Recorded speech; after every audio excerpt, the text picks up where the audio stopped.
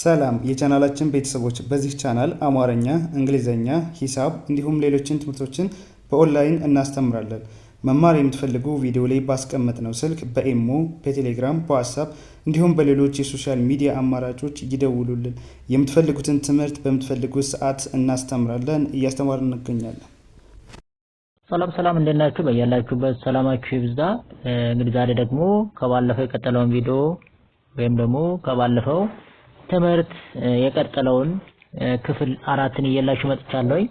ባለፈው በክፍል 1 በክፍል 2 እና በክፍል 3 የአማርኛ ፊደላትን በመጀመሪያ የሚገኙ ፊደላትን በክፍል 1 በሁለተኛ የሚገኙ ፊደላትን በክፍል 2 እንዲሁም ደግሞ በሶስተኛ ላይ የሚገኙ ፊደላትን በክፍል 3 ቪዲዮአችንን አይተናል። እንዴት በእንግሊዘኛ እንጽፋለን፣ እንዴት እንጽፋቸዋለን፣ እንዴት እናነባቸዋለን፣ በምን መንገድ ብናነባቸው ስለአእምሮአችን አይረስነትን በመፍጠር እንዴት አድርገን በዘላቂነትን ይዛቸዋለን የሚሉትን የአማርኛ ፊደላትን በእንግሊዘኛ መጻፍ የሚሉን አይተናል ወይም ደግሞ አነበናል አይተናልና ዛሬ ደግሞ ከዛ የቀጠለውን በክፍል 4 በአራተኛ ቦታ ላይ የሚገኙ የአማርኛ ፊደላትን በመጠቀም እነሱን እንዴት ነው በእንግሊዘኛ የምንጽፋቸውን የሚለውን ዛሬ እናያለን። ከዛ በፊት ለቻናላችን አዲስ ከሆናችሁ ላይክ፣ ሰብስክራይብ፣ ሼር በማድረግ ቤተሰብ ሁኑ። ምክንያቱም የምንለቃቸው አዳዲስ ቪዲዮዎች ቀጥታ ለእናንተ እንዲደርሷችሁ ማለት ነው። እንዲሁም ደግሞ በኦንላይን መማር የምትፈልጉ እዚህ ከታች ባስቀመጥንላችሁ ስልክ በመደወል ቀጥታ መማርና ኮርሶችን መውሰድ ትችላላችሁ ማለት ነው። እንግዲህ እነዚህ ፊደሎችን በእንግሊዘኛ መጻፍ ብዙ አይነት ጠቀሜታዎች አሉት። ምክንያቱም እነዚህ እንደ መግቢያ ማንበብ ለሚቸግረው ወይም ለጀማሪዎች ማለት ነው ለጀማሪዎች ለማንበብ ስንቸገር እነዚህን እንዴት መጻፍ እንዴት ማንበብ እንዳለብን ካወቀን ሌላውን በእንግሊዘኛ ማንበብም መጻፍ ቢሆን አንቸገርም። ስለዚህ መሰረቱ እነዚህ ስለሆኑ እነዚህን መጀመሪያ ጠንቅቀን ማወቅና መረዳት ይኖርብናል ማለት ነው። ስለዚህ ዛሬ በክፍል 4 እንግዲህ አራተኛ ላይ የሚገኙ ፊደላትን እንዴት በእንግሊዘኛ እንጽፋቸዋለን፣ እንዴት እናነባቸው፣ እንዴት እንረዳቸዋለን የሚለውን እናያለን ማለት ነው። ስለዚህ ለምሳሌ ሀ የምንለው አራተኛ ላይ የሚገኝ የሀሌቱ ሀ አባል ነው። እንደገና ላ ስንል የለ አራተኛ ላይ የሚገኘው የለ ቤተሰብ የሆነው እንደገና ሐመርኋ የሐመርኋ ቤተሰብ የሆነው እንግዲህ ሀ ብለን የምንጠራው እንዲሁም ደግሞ የመቤተሰብ የሆነው ማ ብለን የምንጠራው አራተኛ ላይ ያሉ እንዲሁ ሌሎቹንም አራተኛ ላይ ያሉት እንዴት እናነባቸዋለን፣ እንዴት እንጽፋቸዋለን የሚለውን ነው። ለምሳሌ ሀ ስንል እንግዲህ ማን ነው የምንጽፍ ብለናል? ኤች ኤ ሀ ብራቮ። እሺ ላ ስንል እንግዲህ አራተኛ ላይ የሚገኝ ነው። ላ ስንል ማን ነው በእንግሊዘኛ እንዴት ነው የምንጽፈው? ኤል ኤ ላ ብራቮ። እንግዲህ ሀ ስንል አሁንም ቺኛዋም የሐመርዋ ቤተሰብ የሆነችው ሀ ብለን ስንጽፍ በእንግሊዘኛ እንዴት ነው? ኤች ኤ ሀ ብራቮ። ሌላኛው ማ ብለን የምንጠራው ነው። ማ ስንል እንግዲህ እንዴት ነው የምንጽፈው በእንግሊዘኛ? ኤም ኤ ማ በጣም አሪፍ። ሌላኛው ሳ ስንል በእንግሊዘኛ እንዴት ነው? ኤስ ኤ ሳ አሪፍ። ሌላኛው ራ እንግዲህ የረ ቤተሰብ አራተኛ ላይ የሚገኝ ፊደል ነው። ስለዚህ ይሄን በእንግሊዝ እንዴት ነው የምጽፈው? አር ኤ ራ ብራው። ቀጣዩ ሳ ነው። እንግዲህ ሁለት አይነት ሳዎች እንዳሉ አይተናል። ይሄኛውም ሳ ነው፣ ይሄኛውም ሳ ነው። እነዚህን ደግሞ መለየት ያስፈልጋል ማለት ነው። ስለዚህ ሳ ስንል አሁንም እዚህ እንዴት ነው? ኤስ ኤ ሳ ብራው። ቀጣይ ማን ነው? ሻ ስንል እንዴት ነው? ኤስ ኤች ኤ ሻ ብራው። ቀጣዩ ቃ የምንለው ነው። ቃ ስንል እንግዲህ አሁን ማንን ነው የምንጽፍ ማለት ነው? ኪው ኤ ቃ ብራው። እሺ ወደ ቀጣይ ስንሄድ እንግዲህ አራተኛ ላይ የምናገኘው የበቤተሰብ ማን አለ? ባ ብለን የምንጠራው ነው። እሺ በእንግሊዘኛ እንደነ የሚጻፈው ቢ ኤ ባ በጣም አሪፍ። ሌላኛው ማን ነው? ቫ የምንለው ነው። ቫ ስንል በእንግሊዝ እንዴት ነው እንግዲህ? ቪ ኤ ቫ አሪፍ። ሌላ ማን ነው? ታ ነው። እንግዲህ አራተኛ ላይ የሚገኘው እንግዲህ የተ ቤተሰብ የሆነው ታ የምንለው እንግዲህ እንዴት ነው?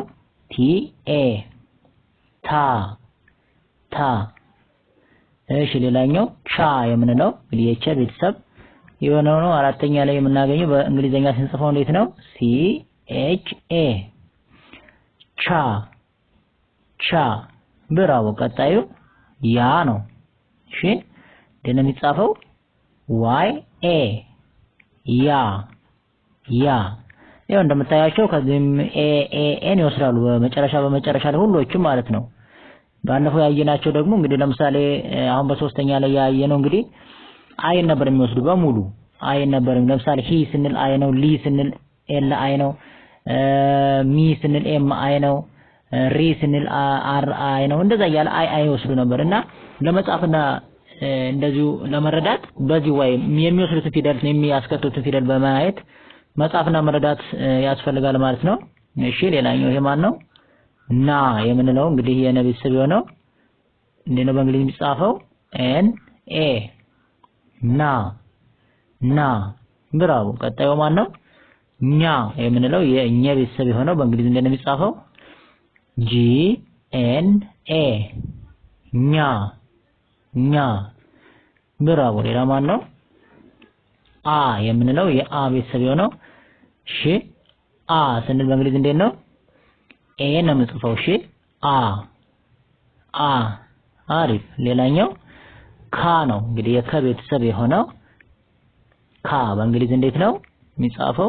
ኬ ኤ ካ ካ። ብራቮ። እሺ ወደ ቀጣዩ ስናልፍ ወደ ቀጣዩ እንለፍ። እሺ ወደ ቀጣዩ ስናልፍ እንግዲህ የሀ ቤተሰብ የሆነው ሃ ብለን የምንጠራው ነው። እሺ በእንግሊዝ ኤች ኤ ሃ ሃ። አሪፍ። ሌላኛው ማን ነው? ዋ የምንለው የወ ቤተሰብ የሆነው ዋ ስንል በእንግሊዝ እንዴት ነው? ደብሊው ኤ ዋ ዋ። አሪፍ። ሌላ ማን ነው? ዛ የምንለው እንግዲህ በእንግሊዝ እንዴት ነው የሚጻፈው? ዜድ ኤ ዛ ዛ። አሪፍ። ሌላ ማን ነው? ዣ የምንለው ማለት ነው። ሊዣ ስንል በእንግሊዝ እንዴት ነው? ዜድ ኤች ኤ ዜድ ኤች ኤ ዣ ዣ። አሪፍ። ሌላኛው ዳ ስንል እንዴት ነው? ዲ ኤ ዳ ዳ። በጣም አሪፍ። ሌላ ማን ነው? ጃ ብለን የምንጠራው እንግዲህ በእንግሊዝኛ ስንጽፈው እንዴት ነው? ጄ ኤ ጃ ጃ። ብራቮ። ቀጣዩ ጋ የምንለው የገ ቤተሰብ የሆነው በእንግሊዝ ጂ ኤ ጋ ጋ። አሪፍ። ሌላ ማን ነው? ጣ ነው። ጣ ስንል እንግዲህ በእንግሊዝ እንዴት ነው? ቲ ኤ ጣ ጣ። በጣም አሪፍ። ሌላ ማን ነው? ጫ የምንለው በእንግሊዝ ሲጻፍ እንዴት ነው? ሲ ኤች ኤ ጫ ጫ። ብራው ብራው። ወደ ቀጣይ ስናልፍ ማን ነው? ጳ የምንለው የጰ ቤተሰብ አራተኛ ላይ የሚገኘው ፊደል ነው። ስለዚህ በእንግሊዝ እንዴት ነው የምንጽፈው? ፒ ኤ ጳ ጳ። በጣም አሪፍ። ሌላኛው ጻ የምንለው የጻ ቤተሰብ የሆነው በእንግሊዝ ስንጽፈው እንዴት ነው? ቲ ኤስ ኤ ጻ ጻ። ብራቮ። ሌላ ማን ነው? ፋ የምንለው በእንግሊዝ ስንጽፈው እንዴት ነው? ኤፍ ኤ ፋ ፋ። በጣም አሪፍ። ሌላ ማን ነው? አ እንግዲህ አ ሁለት አይነት አዎች አሉ። ቅድም ያየነውና ይሄኛው ሌላኛው አ ነው። እንግዲህ በእንግሊዝ ስንጽፈው እንዴት ነው? ኤ ነው የምንጽፈው። እሺ አ አ። በጣም አሪፍ። ሌላኛው ይሄ ማን ነው? ሀ ነው። ሀ እንግዲህ ወደ 3 አይነት ሀዎች አሉ። ከነሱ ይሄ የሶስተኛው ነው። እሺ ሀ ስንል በእንግሊዝ እንዴት ነው? ኤች ኤ ሀ ሀ። በጣም አሪፍ። ሌላ ማን ነው? የመጨረሻው ፓ የምንለው የፐ ቤተሰብ አራተኛ ላይ የሚገኘው እሺ ፓ ስን እንዴት ነው? ፒ ኤ ፓ